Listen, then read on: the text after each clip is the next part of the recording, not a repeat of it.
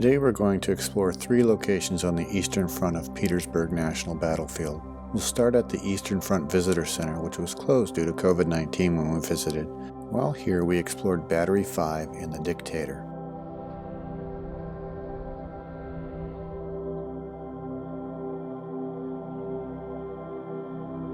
Good afternoon. We're here at the Petersburg National Battlefield, and we are about to hike on the Battery 5 trail, which is a 0.6 of a mile trail that shows us some of the places where the first fighting here occurred during the siege of Petersburg in June of 1864. The siege of Petersburg was the longest military event in the Civil War. It lasted 9.5 months and resulted in 70,000 casualties. It was here that General Ulysses S. Grant cut off all the Petersburg supply lines, ensuring the fall of Richmond in April 3rd of 1865. General Robert E. Lee surrendered 6 days later at Appomattox Courthouse. This is where the Confederates set up their first defense against the Union, which would have approached from the north. Confederate Battery 5 was one of the strongest works in the original Confederate defenses. It was part of the Dimmock Line that protected the northeastern approach to Petersburg. Federal troops captured it on June 10, 1864. General William Smith quickly defeated the Confederates here at Battery 5 and took over the battery here. Probably could have went on to take over Petersburg itself, but he waited here for reinforcements. And it would take them 9 months before they could actually get Petersburg. Well, the earthworks are no longer here. This area of unmowed grass is where the Dimmock Confederate line would have continued. Battery 5 was just one of the batteries in this area. We follow the trail and it takes us deep into the woods, which is a nice relief from the heat. On our left is a powder magazine built into the hillside. This famous but militarily ineffective Dictator was fired on Petersburg from this spot during July and August of 1864.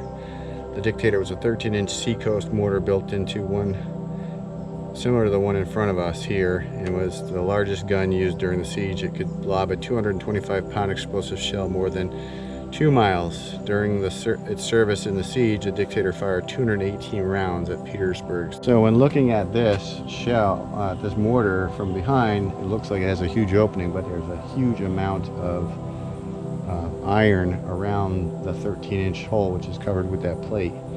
That was probably because of the intense heat and explosion that it took to actually get a 225-pound projectile to go 2 miles. So it had to be very thick, or else the people firing it would probably be in big trouble. Company G of the 1st Connecticut Heavy Artillery manned the giant mortar. You can imagine that the Dictator, which shot 225-pound explosive a couple miles indiscriminately, was similar to the Iraq War, where the Iraqis would shoot Scud missiles. The Scud missiles had very limited targeting ability and were primarily used to strike fear into the enemy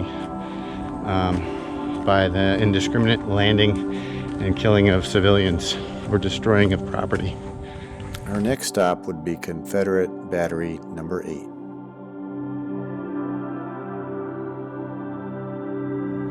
This is Battery B of the Dimmock Line. We have some earthworks here.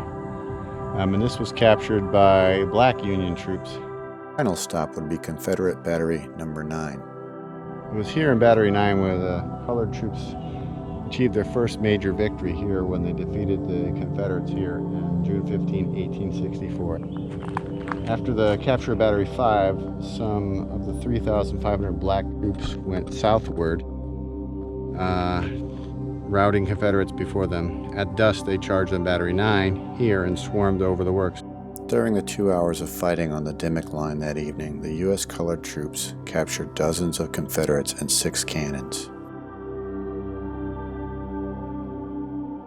Recreated here are some samples of infantry earthworks that ringed Petersburg. Works that one man said made the landscape resemble an immense prairie dog village. In May of 1863, the United States Army began recruiting African Americans into regiments that would officially be designated as United States Colored Troops. By the end of the war, 178,000 men served in 175 regiments. If we had more time, we would have explored the rest of Petersburg National Battlefield and the city itself. I highly recommend dedicating a full day to explore this area. I'll be back for sure. Thanks for watching.